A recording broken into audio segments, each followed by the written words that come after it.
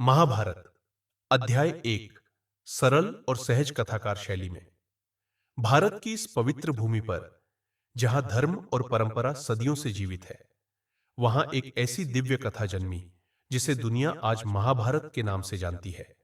यह सिर्फ युद्ध की कहानी नहीं है, यह है सही और गलत के बीच का संघर्ष, अहंकार और त्याग की परीक्षा, और इंसान के भीतर छिपे अंधकार को प्रकाश दिखाने वाली यात्रा।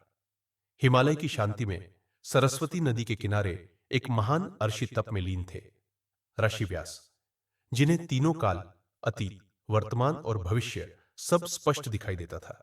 उन्होंने सोचा, इस युग का सारा सत्य मानव जाति तक पहुंचना चाहिए।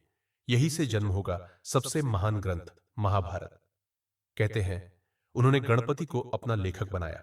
व्यास बोले, हे गणेश जी, आप लिखिए, पर एक शर्त है। आप तब तक नहीं रुकेंगे जब तक मैं बोलता रहूं।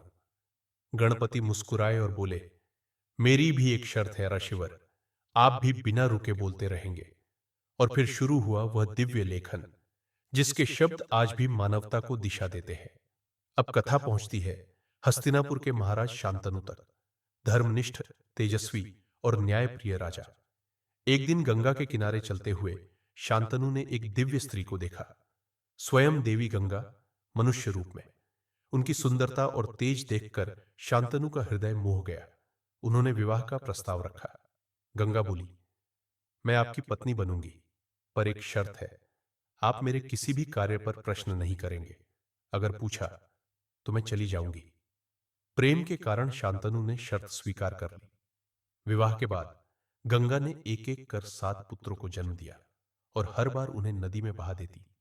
शांतनु का हृदय टूटता, पर वह कुछ कह नहीं सकते थे। जब 8वां पुत्र हुआ और गंगा उसे भी लेकर नदी की ओर बढ़ी, तो शांतनु अपने आप को रोक न पाए। वह बोले, देवी, ये आप क्या कर रही हैं? शर्त टूट चुकी थी। गंगा रुक गई और बोली, ये बच्चे देवगण थे।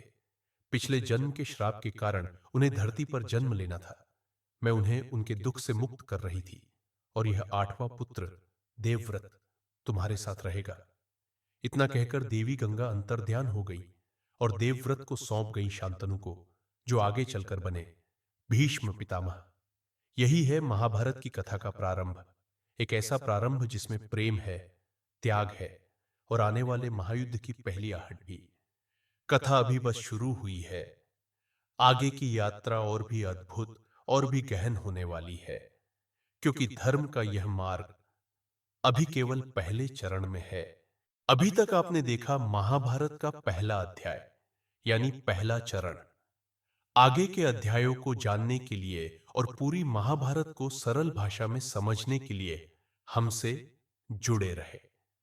अगर आपको यह वीडियो पसंद आया हो तो इसे लाइक, शेयर और सब्सक्राइब जरूर करें। धन्यवाद। जय श्री कृष्ण।